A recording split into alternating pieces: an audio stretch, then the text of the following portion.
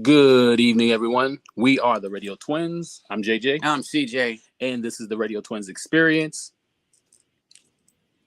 I get it. Right, exactly. And this is where we interview individuals, our podcast, actually. Yes. And this is where we interview people, places, well, not places, but people, interesting people with interesting backgrounds, because we feel like whoever we come in contact with, if we experience what they've done, right, or we can see what they've done, then we know that they've had an impact in the world, some way, shape, form, or fashion. Right. And but before we get it started, if you ever want to follow this podcast, you can always go to the Radio Twins Experience podcast. You can always go to TheRaydioTwins.com. That's TheRaydioTwins.com. And if you ever want to check out our apparel line, you can always go to BornToWinStore.com. That's BORN, the number 2, WINSTORE.com. There you find hoodies, t-shirts, socks, you name it. You can find it. You can order it. Check it out. Mm-hmm. If you ever want to follow us on social media, we're on all social media platforms, Twitter, X, or formerly known as I call it Twitter. Right. Twitter, Instagram, TikTok, you name it, we're on it. Follow us, we follow you back. Now, Tonight, nothing changes. We have interesting individual. First of all, we want to say thank you for taking the time out to be interviewed by us. We appreciate it. And his name is, always, I got to ask this question.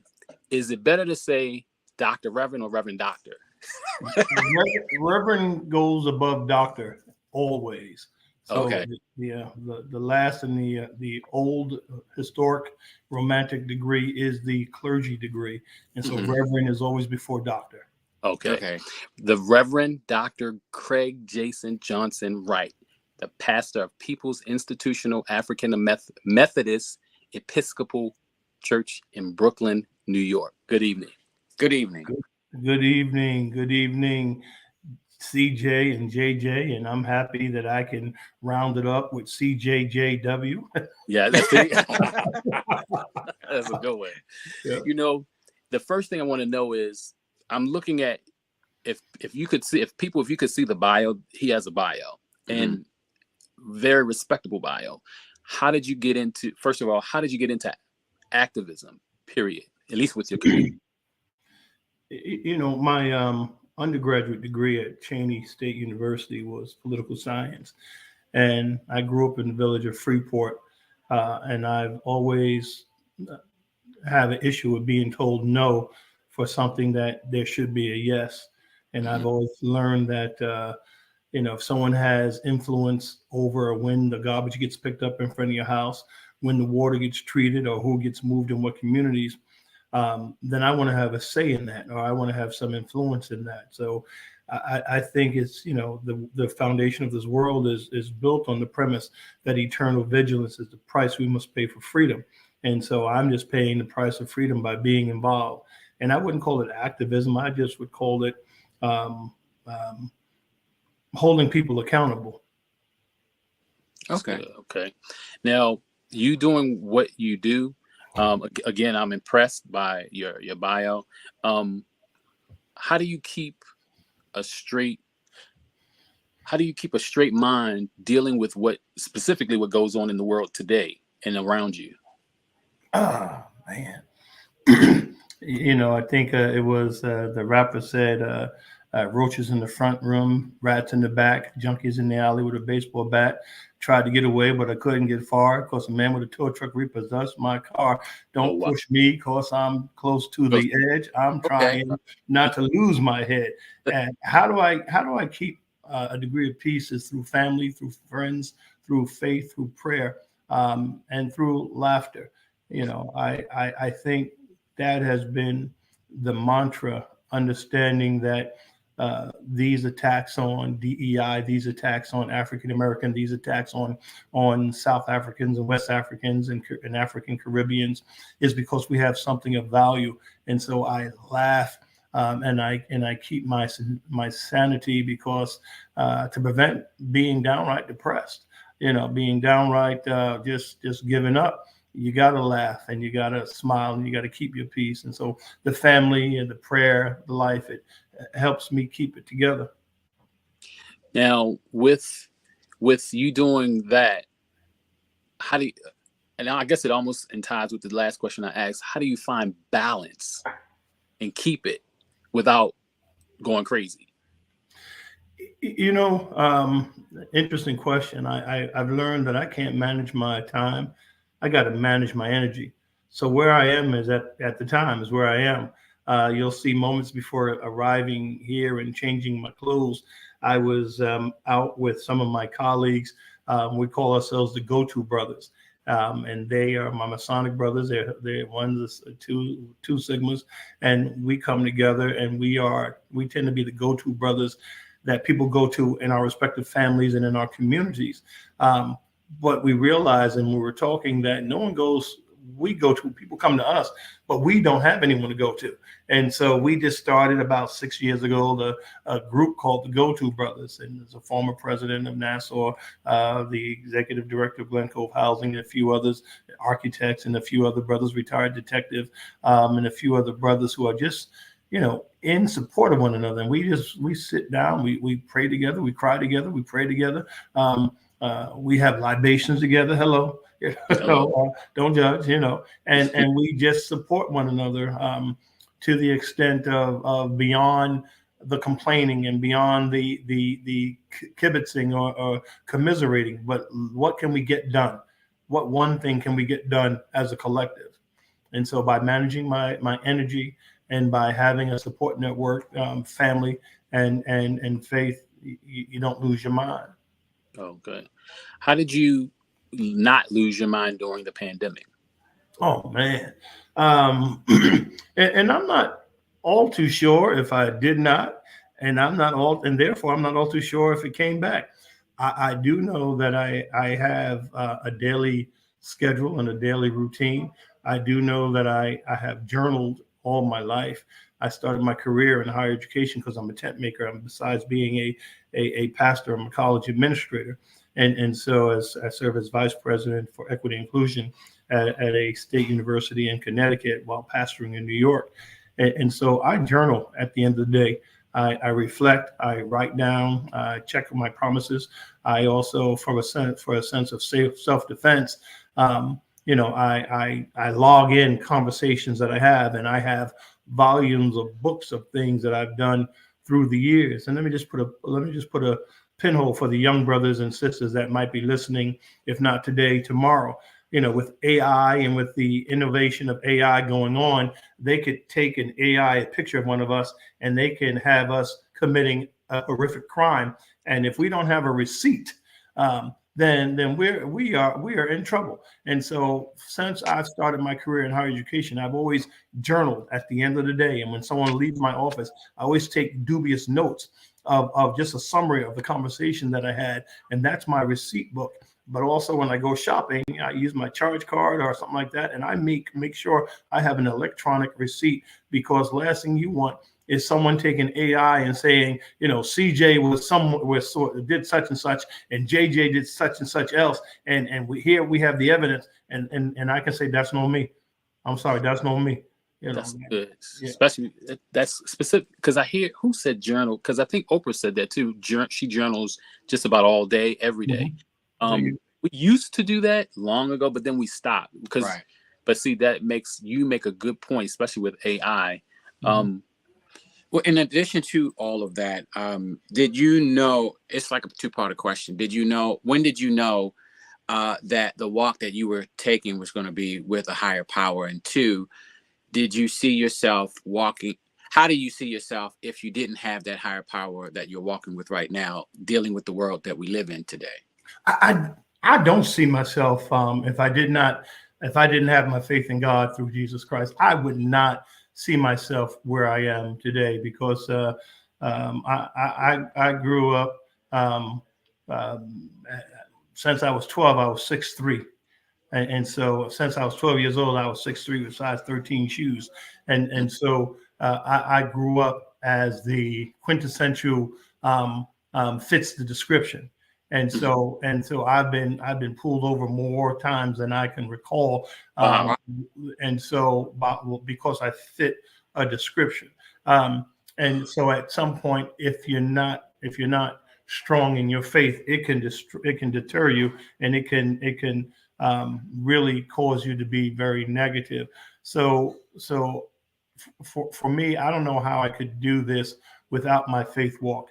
My whole life in ministry, and I call my job ministry also, because it's all about liberation theology. It's all about social justice, even in ensuring that the academy is a place, a safe place, a pluralistic place, a place where everyone, every man, woman, every person, however they identify, can feel comfortable in his, her, or their skin, and go ahead and fulfill and realize their potential. And that's in church, in the community, and in the halls of academic higher education.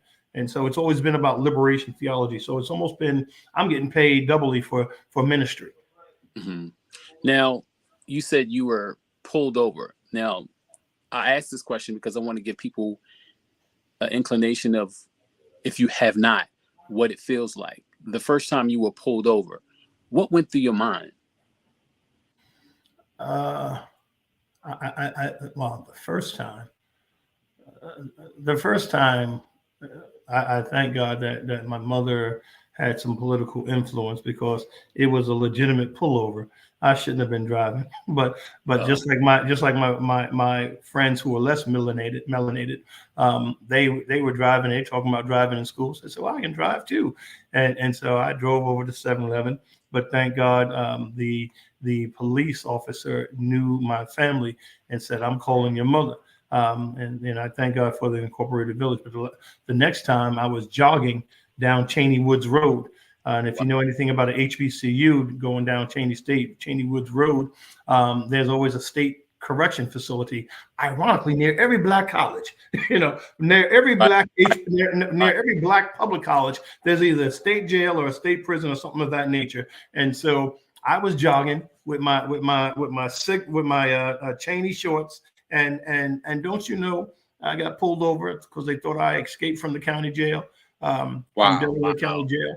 And it took them 11 hours, even though I told them the president's name is Dr. C.T. Enos Wright, my cousin, that Captain Stansel is the captain of Cheney University Police. I told him Dr. Wade Bean Ryder. I said my graduate assistant is our fraternity brother Curtis Morris. I said, y'all call all these people. Why would I know the numbers and the names if I was illegitimate? But they said you didn't have an ID on you. I said, who jogs with a wallet on? Exactly. Mm-hmm. Now we see why you do what you do, right?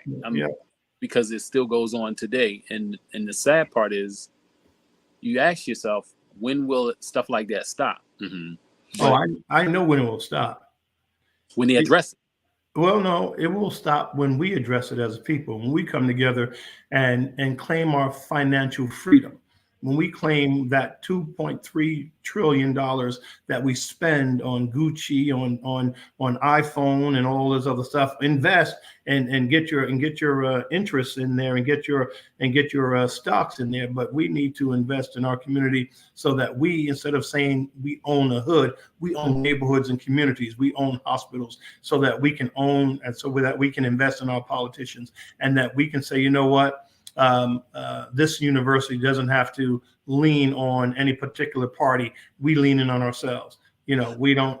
So it's once we have that economic freedom, we can start supporting each other. But don't you think, like, I look at it like, think of a tree.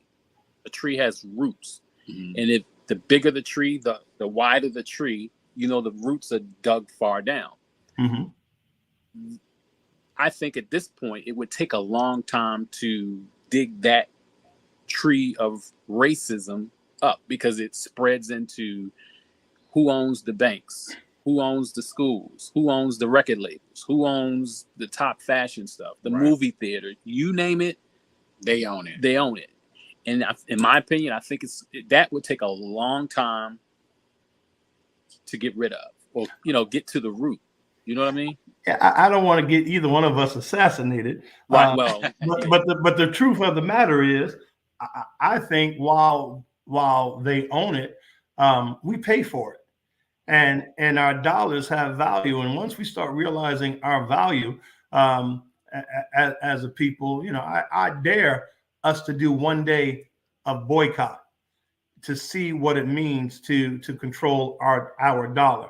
When I look back when Trayvon Martin was murdered by a man who was sitting in his car and then called 911 and said they always get away. And the 911 operator told him, and I'm not saying his name because his name's not worth saying, Right. Don't get out the car. But he got out the car anyway and got off on the defense of stand your ground because the little 16-year-old was whipping his ass. Oh, excuse me. Right. Can I say that on your show? Yeah. I apologize. And then he That's shot him. He didn't have a gun. Trayvon didn't have a gun, but he did. And he got away with it. But he got away with it. But our dollars continue to flood Florida and continue to flood though that state. For Universal Studios and Disney now. And I can't talk about Disney because they have issues with that governor down there. And so right now I'm liking Disney. I'm liking what they're standing for. But their issue is financial. Mm-hmm. Had we expressed our financial issue as a people, but we have to be organized, it would be a different story, but we have, it takes a long time. The route that we need to dig in is to have our credit unions and our banks, so we can support one another. So if we do say we're going to stand down, we can stand ready and feed one another. So do you find it difficult sometimes when you are trying to spread a positive word, no matter what it is, specifically, let's say about this finance and how we all as people of color need to get together to kind of make things happen? Because from my standpoint, I always say our power is in numbers, and it's either money, political vote. Do you find it difficult sometimes reaching those masses to say, hey, open your mind to something new. Hey, let's try to get together to do this, that, and the third in order to make a change? Do you find that difficult sometimes? I find it difficult all the time to talk sense and encouragement and truth to folks who have been historically manipulated. And think about it now when there's attacks on critical race theory, there's attacks on 1619, there's attacks on truth. There's so much attacks and disinformation. As a pastor, as a pastor of the African Methodist Episcopal Church, I oftentimes hear folks say, when I used to go to the barber shops, oh, well, I ain't going to know. I'm not, how you can be a Christian. That's a slave religion. And I have to remind folk, I said, I need you to do your homework and understand that the people of the way and the people who were following Jesus were in Africa and in Ethiopia way before the slave ships. The first church ever built before the Nicene Council was the Church of Lodobai in Ethiopia, and it's still standing. And so if I'm talking about our faith, talking about our religion, and talking about the issues of divisiveness that separate us as a color, because I belong to a group called the Sons of Abraham, Jews, Muslims, Christians, and we can get together, as a people, stop getting caught up in someone's religion and someone's faith. Because quite frankly, Black folk get a raw deal no matter what the faith is. Right. And there's still some Muslim nations that are enslaving Black people with who are melanated today. Let me say that again, today. So, I don't mean to get radical, but today. Yeah. Now, since we're on that line, explain to us what equity and inclusion is to you. Well, it is the concept or the purpose of diversity, equity, and inclusion. And I say JEDI, not just equity, DEI, but I say JEDI. So I say justice, diversity, equity, and inclusion, ergo JEDI, diversity, equity, justice, equity, diversity, and inclusion. Justice is just that, making sure that it's fair, equitable, impartial justice for all, equal treatment, so that the same treatment that a man who I think I saw on one of your pages where the man who died because they cut off his water in Michigan for 7 days. He died in prison because he dehydrated. Where another man who stormed the Capitol was moved to a different jail because he only wanted organic food. You know, Oh wow. There's inequity. You know, and so what is equity? Equity is is a difference from equality, but equity is removing those barriers, which has marginalized and isolated people for a period of time, so that they can achieve. So you're talking about equity in the workplace, equity in hospitals, equity in healthcare, equity in financial opportunities. We're still dealing with black tax. We're still dealing with predatory lending.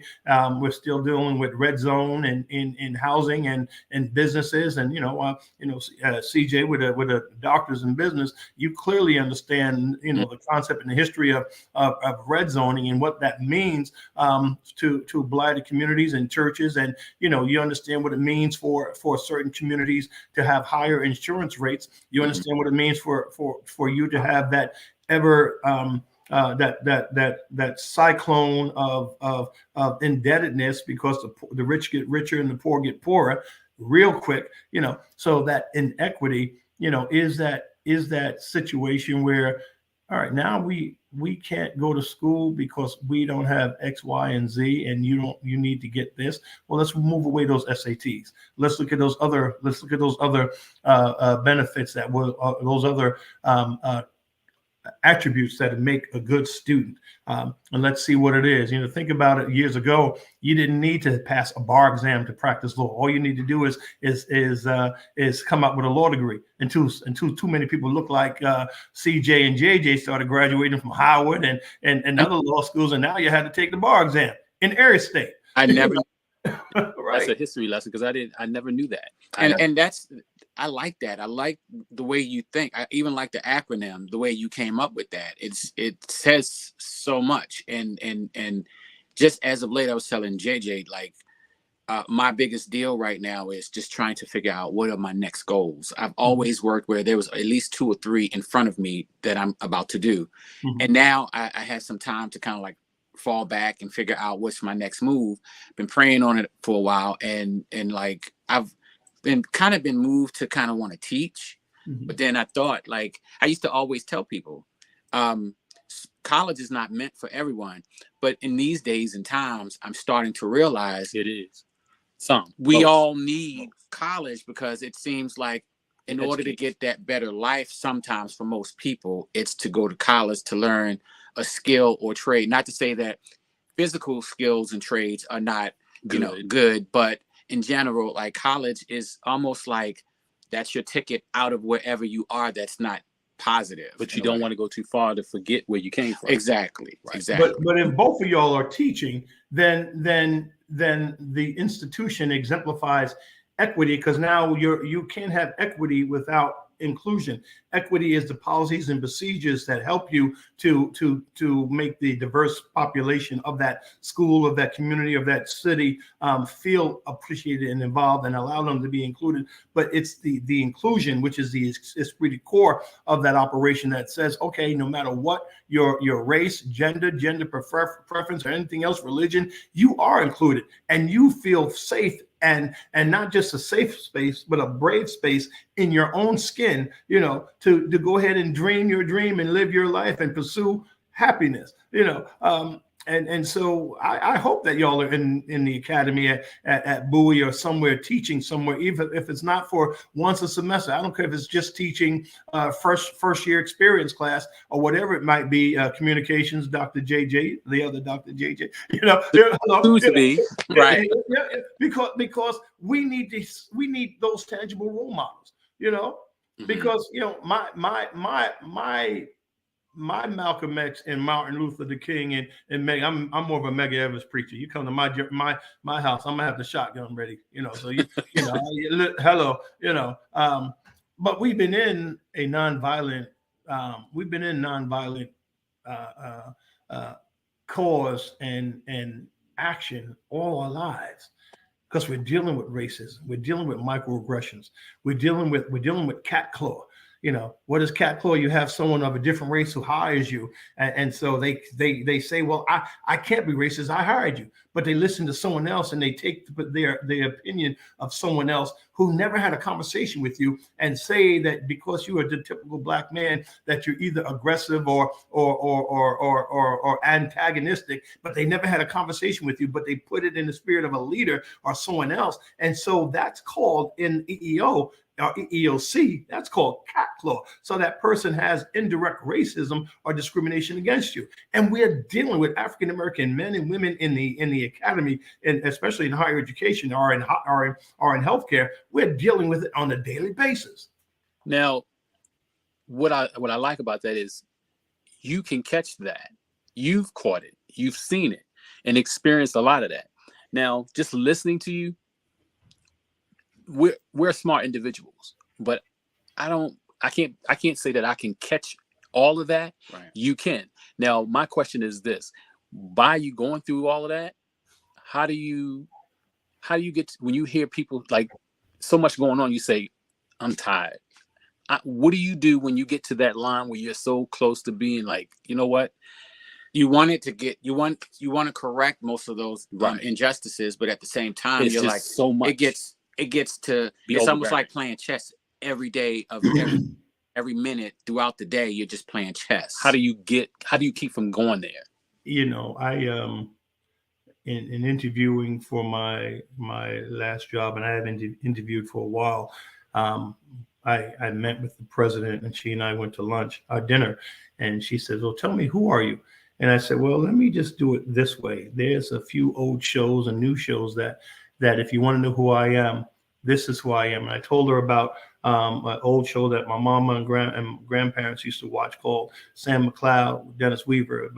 It's about a cowboy who was on loan from to NYPD from Albuquerque, New Mexico, and he ride around the city, typical cowboy in New York City. And she couldn't relate because I think she was a little young, and I just like those old shows. But it's called McCloud, and I said, but there's another one called 24 with Jack Bauer, who is the works for the CIA counterintelligence agency, and he would get the job done, but don't get in his way because he's going to tear it up from the rooter to the tutor. He's going to correct those wrongs. And then there's another one named Papa Pope. I said, when you look at all those personalities, not that I got to be the star. I want to be behind the scenes. I want to get it done. I want to correct it because I will pray for you.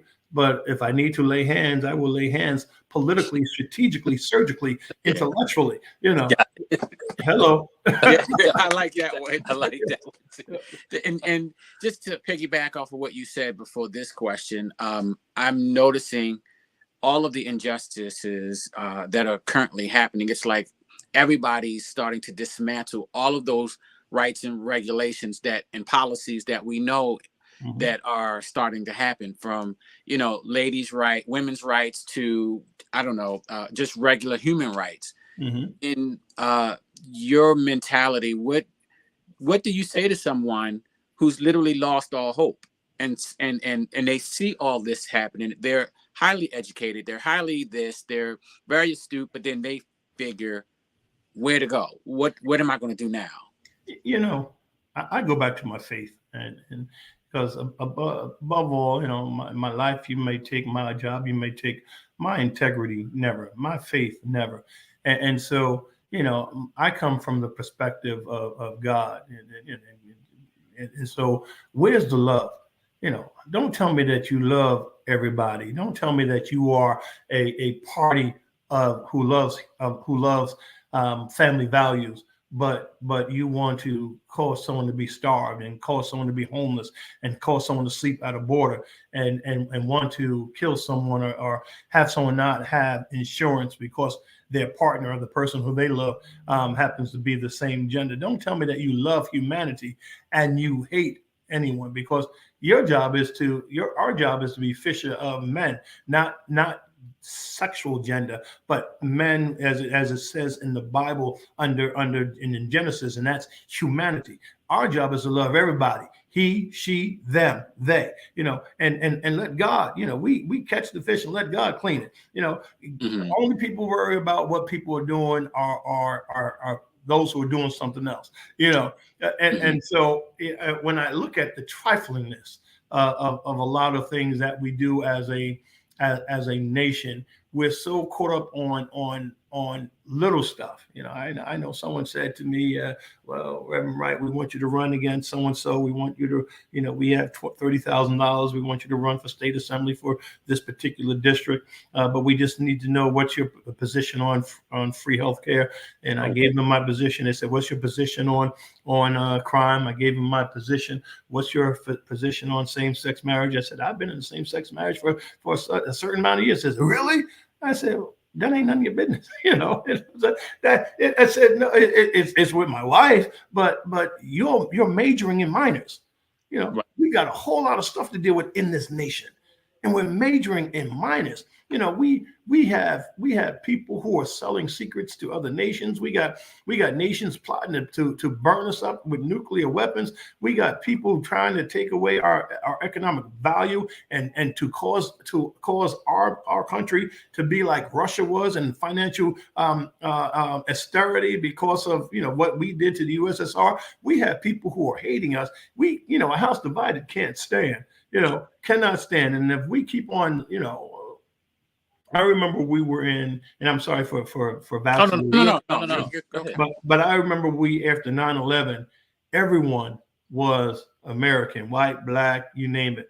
And it was to come together, hug each other, kumbaya, let's pray for each other, let's forgive each other. And then the pandemic hit, and now it became, we're not talking, we don't touch, we're out of touch, and we don't need you.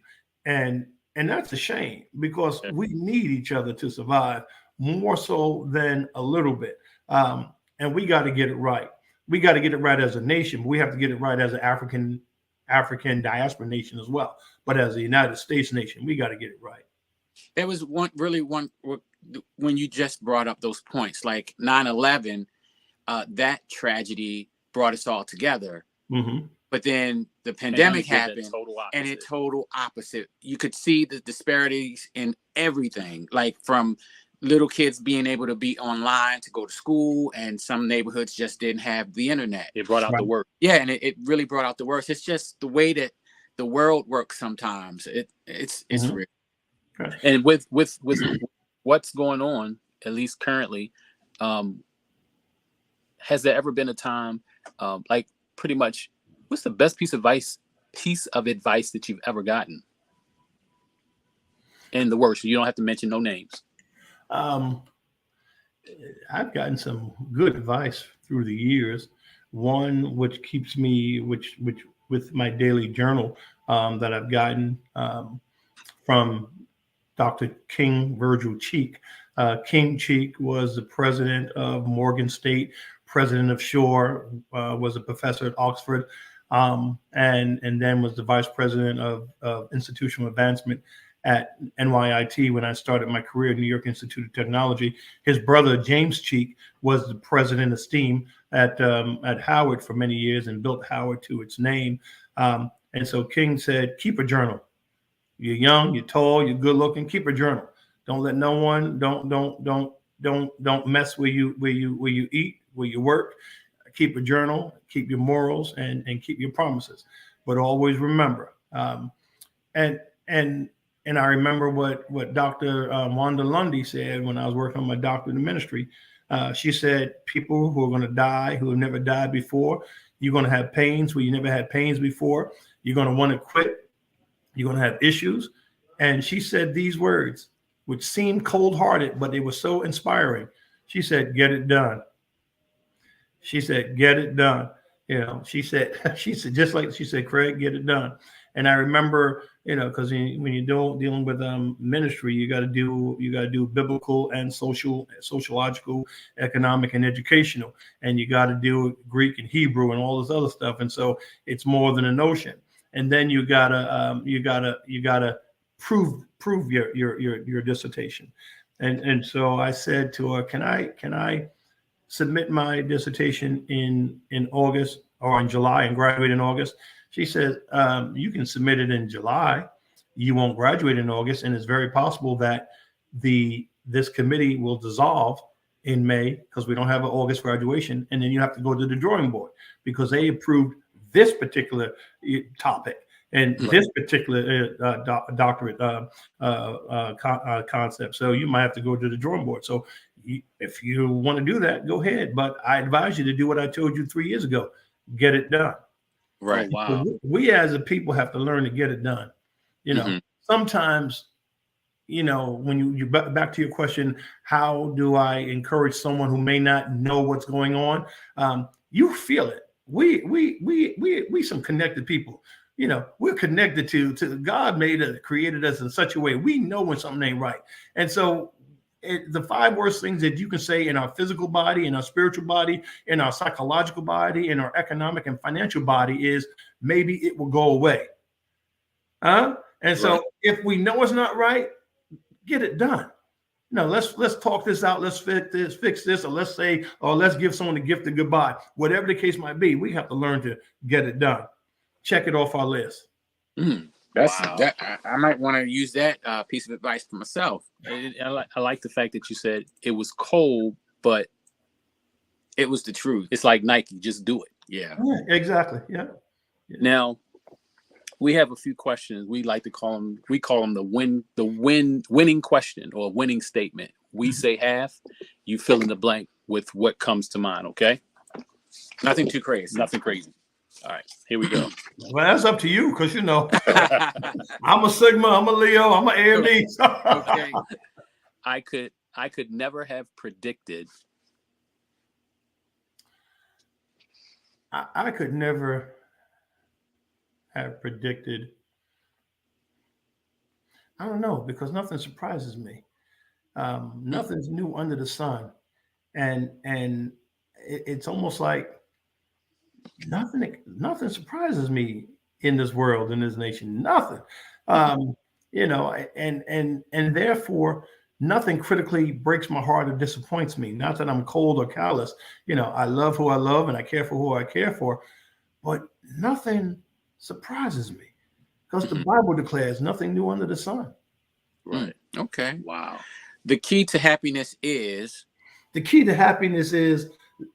loving yourself, by knowing yourself, by forgiving yourself, and loving those who love you back.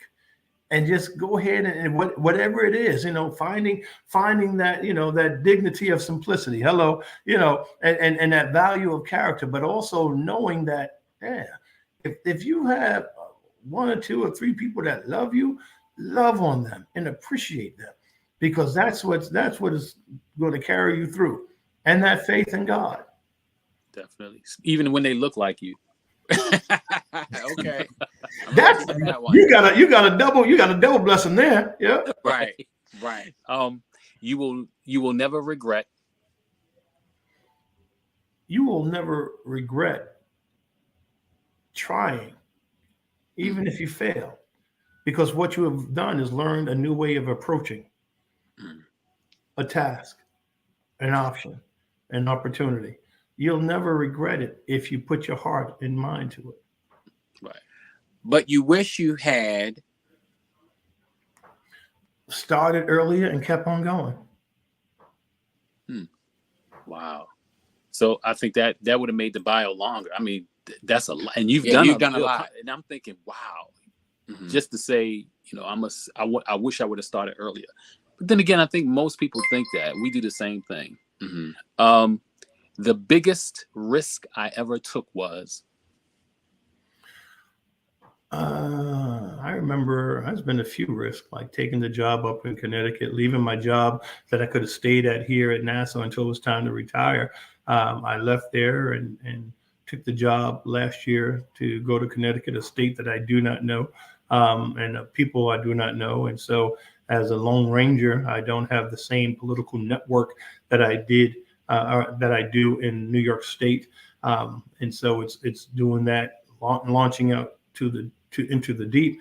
Similarly, you know, years ago when I worked at NYIT, I was the director of student development, and I left that job and I had a campus house. I had a 3-bedroom cottage there because they couldn't pay me what I wanted. So I said, look, you want to give me something, so they gave me a house free of charge, and I took an acting director's position. in the State University of New York, SUNY Westbury. But that resulted in me becoming dean of students and vice president of student affairs. So, but had I not launched out and taken that risk, Wow, that's cool. Never be impressed by. Don't be impressed by nothing but God. I like that. Don't be impressed by nothing. I mean, appreciate, value, respect authority and influence, but don't be impressed by that. Because they got boo-boo in their eyes just like everybody else. Don't be impressed because when we have a tendency to put people on pedestals, and that is, the Bible says, you are to have no other gods before me. You're to bow down to them and worship them. And we have a tendency of putting people on pedestals and then attacking them because someone says, or they went to a such and such party with so-and-so and they were doing such and such. And now we want to crucify them of flesh. Nah, man, don't be impressed by that. I'm loving someone because of their gift, not because of the rumor about them. Right. And some just because of the way they look. That's two. That's two. That's two. That's two. I wasn't gonna say that much. That's two. I had to do it. Yeah, but it's all good. I hope people will remember me most for inspiring them to realize their potential. And anything I do, I just hope I impart wisdom. Not to say that Craig knows something, but that Craig helped me see myself that I can do, and then I can help someone realize their potential. Cool. Now, what we also like to do is we always put out two winning names, and you tell us what you think once we mention that name. Mm-hmm. All right, you want to do the first one? No, sure. You go ahead. The first one is Medgar Evers. Ooh. Reverend Medgar Evers. I mentioned him already. I said I mentioned Malcolm X and Reverend Dr. Martin Luther King. I am a Medgar Evers type of preacher, because if you come to my door with racism, I will greet you and try to encourage and negotiate with you. But I will have the shotgun ready as well. You're not going to come and burn no cross on my yard. You're not going to come and shoot or try to hang me without me putting up a good fight. Right. I'm gonna get into some good necessary trouble and making sure that that voters' rights and every other rights that as Medgar Evers stood for are realized, or I'm going to die trying. Right. I agree with you, because out of those three, when I really found out about Medgar, I used to always learn about Malcolm and Martin, but when I heard Medgar, I was just like, okay, so now those are the three M's that I always say people really need to know about. Mm-hmm. Me personally, I always thought Medgar was in the middle, like he could kind of go either way. Right. I can't think of the year he was murdered, but he was murdered on June 12th, our birthday. Mm-hmm. So that's another reason why it stuck. His name sticks out to us. Right. And the second one is Congressman John Lewis. Ooh, frat. Get into good necessary trouble. When the bottom line is, that Sigma, that Mason, that 32-degree Mason, that Shriner, that brother of ours, you're talking about the president of the Southern Christian network. You're talking about the congressman. You're talking about a singing, faithful brother. We have to do it. And for me, I pray that everyone who's listening takes a page out of the John Lewis book. Get involved. Going back to your initial question, get involved. What do I mean? If you can get on the school board, if you can get on the library board of trustees, if you can get on the sewage board, the water treatment board, if you can run for any position and anybody, start somewhere, get involved. Because once you're elected, what the parties do is that they never let someone leave, like that crazy guy from Long Island, from Nassau County, Santos. He needs to go. He lied about everything. Mm-hmm. But what they will do is they will appoint someone to sit in the chair, and so they run as an incumbent. Well, only way they can choose someone is if you're in an elected position, and that means a school board, that means a sanitation board, or a sewer treatment board, or the board of trustees from the library. Run for something. Get involved like John Lewis. Don't have to be super articulate. Don't have to be super rich, but get involved somewhere, wherever you can be. Get involved. Get on the board of directors. Start with the Red Cross. Start with the United Way. Get on the community board. Get involved and be involved. That made me think of a story someone told me a couple of years ago, my former boss, that when the airport, I want to say it was BWI, I could be wrong. I think it was BWI when they were building it.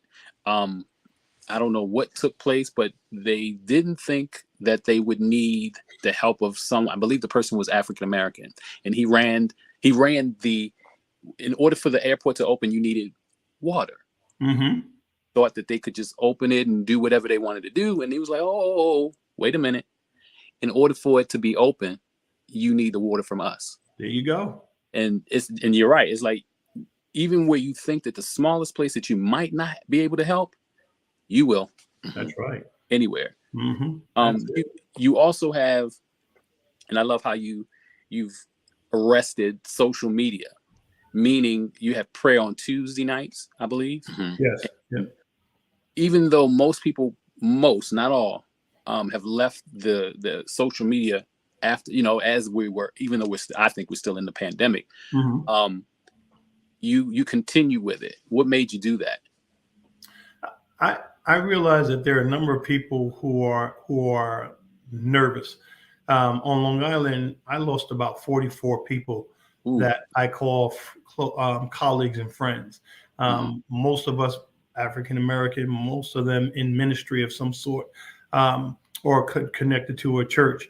And there are some people who are saying, look, I got you back. I'm gonna support the church, but I'm still leery about showing up in person. And so our services are hybrid. We have service on Sunday, but people are online, and there are more people who are online. I was looking at the view. There was 260 people on Facebook, while there was 44 people in church. And so if we can still reach folk who can receive a word, if there's some, not all of a sudden, I don't want to put anyone on blast, but there's some people who may be locked up, may have access to contraband such as a cell phone and are watching, maybe someone who's working or something like that, or go ahead, let have the word, So I think since they took away like it is with on Gil Noble back in the day, back in the 70s when you were born, or Positively Black on NBC, we only have the Radio Twins. We only have Twitter and Instagram and Facebook and other, or X and other social media. And it's because of the social media which allows our truth and our version of the story gets told, so that other stories can get told, so that the mainstream, until we allow our folks to buy our stations, buy a network or two, that we can tell the story, about the wrong people being picked up at Applebee's and other things of that nature. And I'd love to have a segment and maybe do a follow-up on what do we do and how do we prevent some of these arrests. And while I disagree with the officers how they handled it, I also think the young brother could have said, "Hey, we just got here. We just got here, man, and we shouldn't have to explain to you. Our car is right there. We didn't get into an accident. What do you want?" But that's a conversation for another time.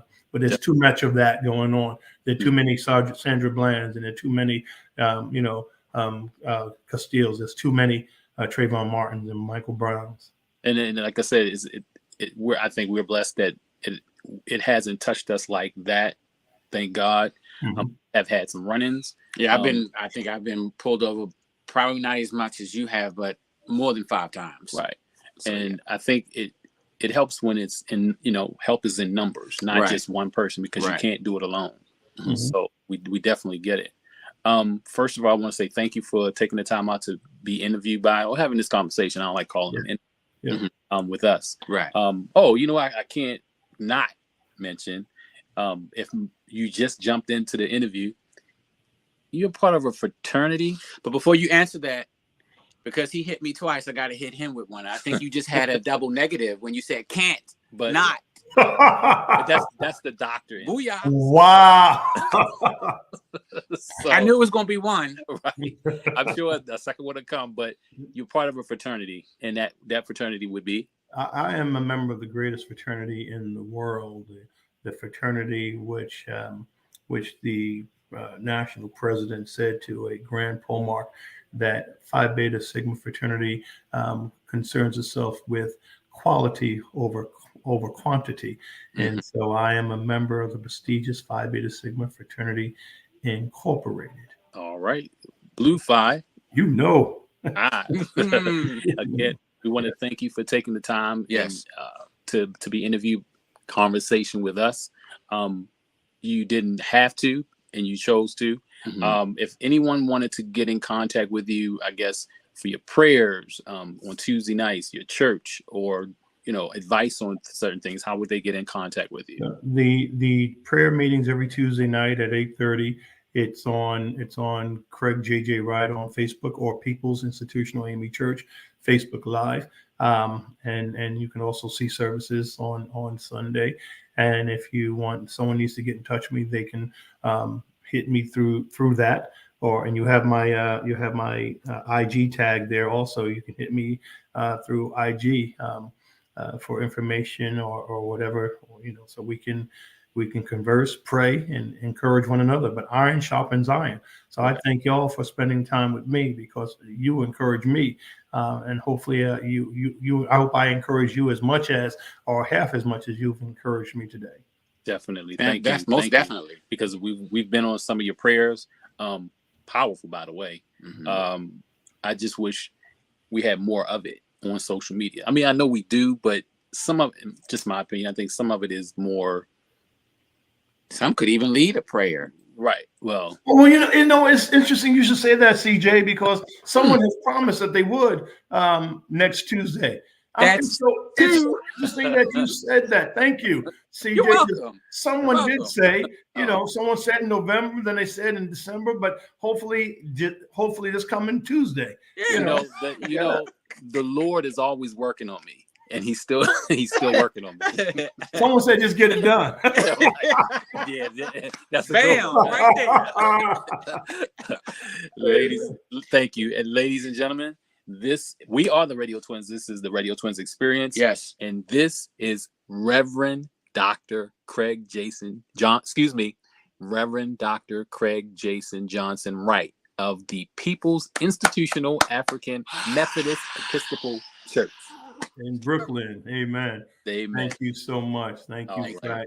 Radio Twins, thank you so much, Fred, for the opportunity and for the exposure.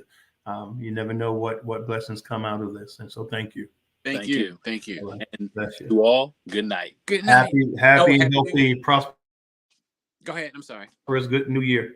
You as well. No, I said happy, healthy. Yeah, thank you. Thank you. Right. Now, how do I hang up? Just end.